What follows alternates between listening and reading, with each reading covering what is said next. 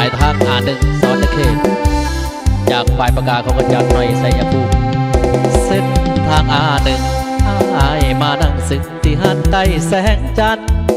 ที่เมืองสวรรค์วันนั้นมันแสนเศร้าใจสั่งก้อยหางหมูปิ้งข้างในใส่จานมาให้พร้อมกับเหล้าเบียร์แก้วใหญ่ดึงผ่าหัวใจของคนผิดหวังแก้วพี่คม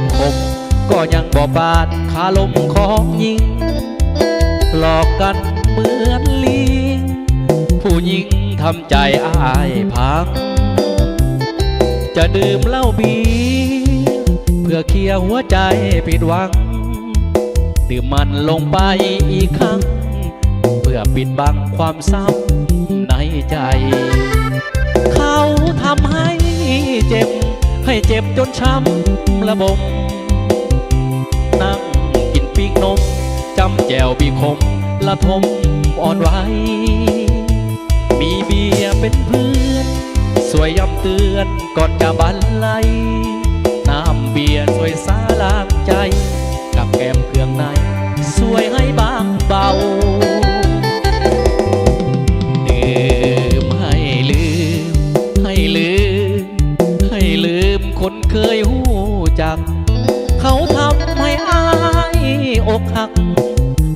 เพราะความเสื้อเขาเอาความคืนคงกินกับปิ้งนมให้หายบางเบานั่งลงกับกงกวนเหล้า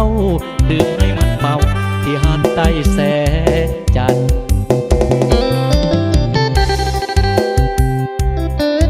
บอกไป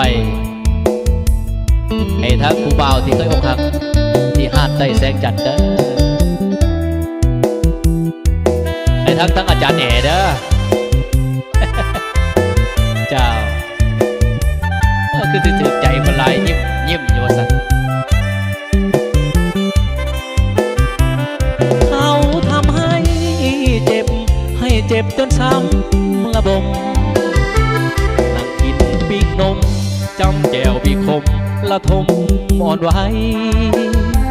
มีเบียร์เป็นเพื่อนสวยย้ำเตือนก่อนจะบรรลัยน้ำเบียร์สวยสาลางใจกับแก้มเครื่องในสวยให้บางเบาดื่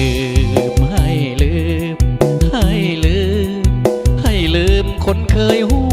จักเขาทำให้อายอกหักเพราะความเสื้อเขาเอาความคืนคมกินกับปีกนมให้หายบางเบานั่งลงกับกงกวดเหล้าดื่มให้มันเมาที่หันใต้แสง